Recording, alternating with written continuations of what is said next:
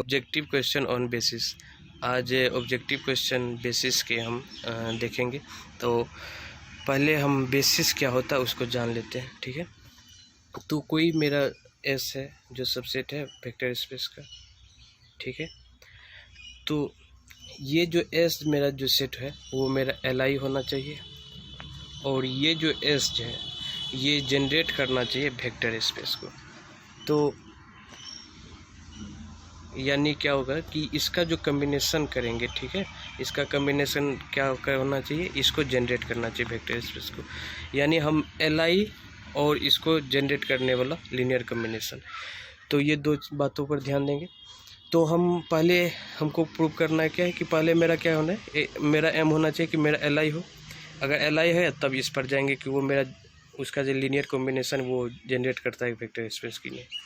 तो अगर मेरा एल पहले आ गया तो हम नेक्स्ट स्टेप नहीं जाएंगे, तो उसको कहेंगे कि मेरा ये सेट में बेसिस नहीं है। तो ठीक है, तो हम आते हैं क्वेश्चन पर। तो क्वेश्चन मेरा क्या है कि मेरा एस दिया हुआ है, कह रहा है कि ये अगर बेसिस है तो हमको क्या कंडीशंस होना चाहिए। तो बेसिस है तो पहले हमको ये क्या होना चाहिए कि मेरा सेट एल है, ठीक है। तो हम एल अगर इसको दिखा देंगे तो ये मेरा क्या हो जाएगा, उस कंडीशंस को हम निकल जाएगा कि मेरा कौन, ये मेरा सही है कि ये मेरा सही है, ये मेरा सही है कि ये मेरा सही है, ठीक है। तो हम एल पहले दिखाएंगे। तो एल दिखाने के लिए क्या होगा कि ये जो है ये मेरा इस तरह का लीनियर कॉम्बिनेशन बनाएंगे, ठीक है, उसके जीरो के इक्वल करेंगे। तो यहाँ पे x बराबर मेरा क्या हो जाएगा कि एल है, तो ये मेरा x बराबर क्या होना चाहिए, जीरो होगा। y बराबर क्या होगा, जीरो होगा, क्योंकि ये मेरा एल है। तो यहाँ पर x इसको मल्टीप्लाई करेंगे तो ये क्या, ये एक मेरा रियल आ जाएगा, ये एक इमेजिनरी आ जाएगा, ठीक है। तो यहाँ पर इस दोनों सॉल्यूशन, ये दोनों इक्वेशन का जो सॉल्यूशन, अगर यूनिक सॉल्यूशन हमको निकालना है तो इसका डिटर्मिनेंट क्या होना चाहिए, इस दोनों का डिटर्मिनेंट मेरा नॉन जीरो होना चाहिए। तो हम वही करिए।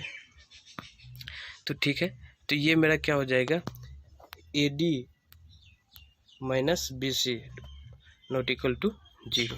तो यानी मेरा कंडीशन क्या आया, A D minus B C मेरा नॉन जीरो होगा। तो यानी कि ऑप्शन मेरा सी क्या हो जाएगा, ट्रू हो जाएगा। अब आते हैं क्वेश्चन नंबर 2 पर, ठीक है। तो क्वेश्चन नंबर 2 में क्या है कि कोई मेरा सेट दिया हुआ है, इसमें भी वही बात है कि मेरा सेट दिया हुआ है, हमको बेसिस निकालना है, किस कंडीशंस पर ये बेसिस होगा। तो हम फिर वही लीनियर पहले एल आई दिखाएंगे, ठीक है। तो एल आई ये स्केलर लिए हैं ए बी सी, तो यहाँ पर मल्टीप्लाई करिएगा तो ये आ जाएगा। तो अब इसका जो सॉल्यूशन, ये मेरा जीरो, इसका जो है सॉल्यूशन हम निकालेंगे। तो यहाँ पर हम डिटर्मिनेंट का यूज करते हैं, क्योंकि यहाँ पे 3 वेक्टर है, ठीक है, और 3 इक्वेशंस है।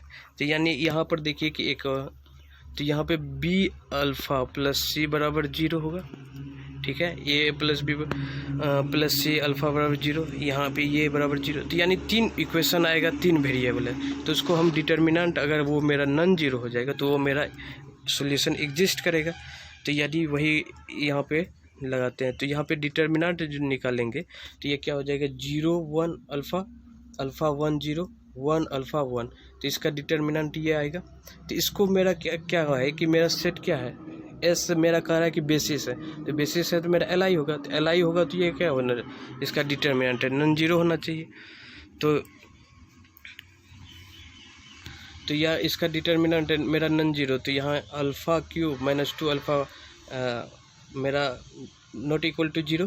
तो यहाँ पे अल्फ़ा कॉमन ले लीजिएगा, तो alpha square minus 2 not equal to zero. तो यहाँ पे alpha not equal to zero और ये मेरा नॉट इक्वल टू जीरो करेंगे तो इस साइड आएगा तो 2 हो जाएगा। तो यानी मेरा क्या कंडीशन आया कि अल्फ़ा मेरा नॉन जीरो होना चाहिए, ठीक है, और अल्फ़ा स्क्वायर मेरा 2 के बराबर नहीं होना चाहिए। तो अब देखते हैं ऑप्शन में क्या है। तो ऑप्शन में मेरा कौन सेटिस्फाई कर रहा है कि अल्फ़ा मेरा नॉन जीरो और अल्फ़ा स्क्वायर 2 के बराबर नहीं होना चाहिए। तो यानी मेरा ऑप्शन सी सही है। तो अब आते हैं क्वेश्चन नंबर 3 पर, ठीक है। तो ये मेरा सेट है कि लेट एस बराबर ये सेट दिया हुआ है, बी ए सबसेट वेक्टर सी क्यूब का ये जो है सबसेट है, और ये मेरा सेट दिया हुआ है, ये मेरा आर क्यूब का सबसेट है। तो अब कह रहा है कि एस और टी मेरा क्या होना चाहिए, कह रहा है कि बेसिस है या नहीं है उसको पता करना। तो हमको बेसिस अगर पहला कंडीशन क्या है कि मेरा मेरा जो सेट, अगर कोई सेट है मेरा बेसिस है तो मेरा एल आई होना चाहिए। तो हम पहले एल आई चेक करेंगे। तो यहाँ पर वही काम करना है कि 3 स्केलर लेना है, तो 3 वेक्टर है, 3 स्केलर लेना है और तीनों को 0 के इक्वल करना है और उसको सॉल्व करेंगे। तो क्या हो जाएगा कि a + 2b बराबर यहाँ पे 0, इसके बराबर 0, फिर इस टर्म के बराबर 0। तो यहाँ से क्या आ जाएगा कि a बराबर क्या हो जाएगा, मेरा बराबर क्या हो जाएगा -2bi। ठीक है, तो उस a को पुट कर देंगे, उस a का वैल्यू इस पर। तो इसका इक्वेशन क्या हो जाएगा, इस -2bi into I plus b + c 1 + i ये आ जाएगा। तो इसको सॉल्व करके यहाँ तक आए। तो अब देखिए कि ये इस इक्वेशन और इस इक्वेशन को, ठीक है, इसको 3 से मल्टीप्लाई कर दीजिए और इसको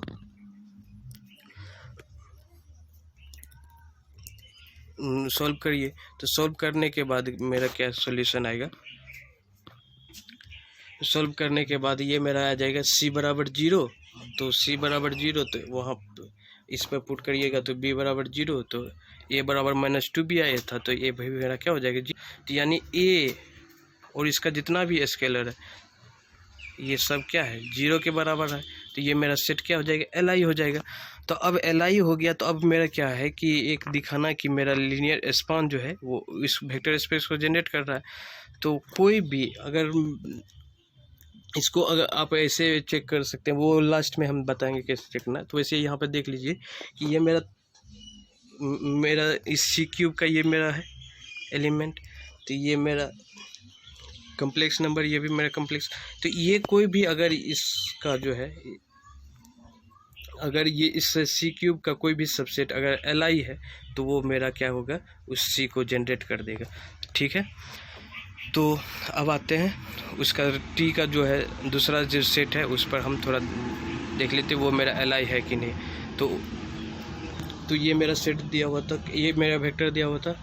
ठीक है, 3 स्केलर लिए, तो ये यहाँ पे a + b + c बराबर 0 कर देंगे, a × 1 + b × 1 और c × 0। तो यानी क्या हो जाएगा कि a + b बराबर 0 और यहाँ पे a बराबर 0, बाकी टर्म 0 है। तो यहाँ पे a बराबर 0 है। ठीक है, तो यहाँ से क्या हो जाएगा a बराबर -b, तो यहाँ पे a का वैल्यू पुट करिएगा तो ये क्या हो जाएगा 0। तो यानी b बराबर क्या हो जाएगा मेरा 0। अगर a और b मेरा 0 है तो c का वैल्यू क्या हो जाएगा वहाँ पे उस इक्वेशन से मेरा 0 हो जाएगा। तो यानी यहाँ पे a बराबर b बराबर c बराबर क्या हो गया 0 हो जाएगा। तो यानी तीनों स्केलर यानी ऑल स्केलर्स का ये यहाँ पे जो है क्या है मेरा 0 है। तो ये मेरा भी सेट क्या हो जाएगा एल आई। ठीक है, तो यहाँ पर भी ये वेक्टर मेरा क्या है, ये मेरा सेट वेक्टर स्पेस यानी आर क्यू का सबसेट है। तो आर क्यू का सबसेट है और ये मेरा 3 जो एलिमेंट जो 3 वेक्टर जो दिया हुआ था तो वो मेरा क्या है मेरा एल आई है। तो ये मेरा क्या है इसको जनरेट कर देगा। तो यानी ये क्या हो जाएगा, ये भी मेरा बेसिस हो जाएगा। तो यानी दोनों सेट मेरा क्या हो जाएगा बेसिस हो जाएगा। तो अब आते हैं ऑप्शन पर। तो यहाँ पे पहला है कि S and T R both basis, तो यानी ये नंबर मेरा सही हो जाएगा। तो अब आते हैं नेक्स्ट क्वेश्चन पर। ठीक है, तो यहाँ पे क्या कह रहा है कि which of the following sets of vectors is basis. तो यहाँ पर पहला दिया हुआ है ये सेट दिया हुआ है, दूसरा ये दिया हुआ है, तीसरा ये दिया हुआ है। तो अब तीनों का जो है हमको अगर यहाँ पर 3 वेक्टर दिया हुआ है, ठीक है, और 3 एलिमेंट दिया हुआ है, यानी कोई नंबर जितना है वेक्टर का उतना एलिमेंट दिया हुआ है। ठीक है, तो हम उसका डिटर्मिनेंट निकालते हैं, वो अगर नॉन जीरो हो जाएगा तो वो मेरा एल आई हो जाएगा। तो उस ट्रिक का हम यहाँ पे यूज करते हैं। ठीक है, तो यहाँ पे पहला जो सेट दिया हुआ उसका हम डिटर्मिनेंट निकालते, वो मेरा जीरो का है, तो वो जीरो के अगर बराबर हो गया तो वो मेरा क्या हो जाएगा, एल डी हो जाएगा। हम बोले थे कि नॉन जीरो होगा तब एल आई होगा, तो यानी जीरो के बराबर हो गया तो यानी कोई ना कोई वैल्यू एक दूसरे पर डिपेंड कर रहा है, तो वो मेरा एल डी हो गया। तो पहला मेरा कंट्राडिक्ट कर रहा है तो दूसरा जाने की ज़रूरत नहीं है, तो यानी ये मेरा बेसिस नहीं होगा। तो अब आते हैं दूसरा पर, ठीक है। दूसरा का हम जो दूसरा से पहले हम तीसरा का निकाल लेते क्योंकि तीसरा मेरा एल डी है, तो ठीक है। तो तीसरा का डिटर्मिनेंट निकाल लेंगे तो वो मेरा जीरो के बराबर आ जाएगा, तो ये मेरा भी एल डी हो जाएगा। तो अब आते हैं दूसरा पर, ठीक है। दूसरा में क्या है कि 1 0 1 0 1 0 -1 0 1, तो इसका डिटर्मिनेंट निकालेंगे तो 2 आएगा, ठीक है। 2 मेरा नॉन जीरो है, तो यानी ये मेरा एल आई हो गया। तो अब आता है क्या कि ये क्या है, आर क्यूब का है, ये मेरा सबसेट जो दिया हुआ है सेट, वो मेरा क्या है, आर क्यूब का सबसेट है। तो यानी आर क्यूब को हमको जनरेट करना है कि इसके द्वारा, तो ये अगर मेरा जनरेट कर देता आर क्यूब को, तो यानी ये क्या हो जाएगा, मेरा बेसिस हो जाएगा। तो हम इसको लीनियर कॉम्बिनेशन से देखते हैं कि एक्स वाई जेड को जनरेट कर पाता है कि नहीं। तो हम क्या करेंगे कि एक्स वाई जेड कोई एलिमेंट मान लिए है आर क्यूब का, ठीक है। तो उस लीनियर कॉम्बिनेशन यानी ए मेरा स्केलर हो गया, बी मेरा स्केलर हो गया, सी मेरा, तो यानी ये वेक्टर सेट से लिए, तो ये इसको इस तीनों वेक्टर का जो है स्केलर मल्टीप्लिकेशन हम इसको ऐड कर दी, इसको सोल्व करने पर ये प्राप्त होगा। तो यहाँ पे a माइनस सी बराबर क्या हो जाएगा, x हो जाएगा, b बराबर क्या हो जाएगा, y हो जाएगा, और a प्लस सी बराबर क्या हो जाएगा, z हो जाएगा।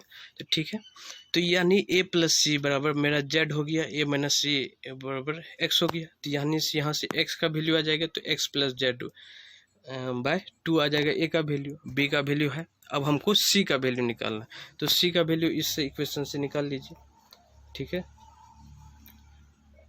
इस इक्वेशन में a का वैल्यू पुट करिएगा तो c का वैल्यू क्या आ जाएगा, c का वैल्यू आ जाएगा z माइनस एक्स बाय 2। तो यानी ये जो है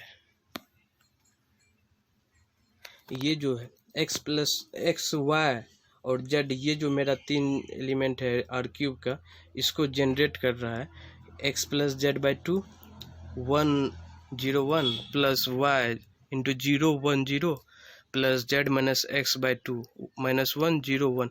यानी ये जो है लीनियर कॉम्बिनेशन ये पूरा वेक्टर स्पेस को यानी आर क्यूब वेक्टर स्पेस को जनरेट कर दे रहा है। तो यानी ये मेरा क्या हो जाएगा, बेसिस हो जाएगा। यानी 1 और 3 मेरा बेसिस नहीं था और 2 मेरा बेसिस है, तो यहाँ पे क्या हो जाएगा, ऑप्शन ओनली 2 यानी बी में है, तो यानी ये सही हो जाएगा। थैंक्स।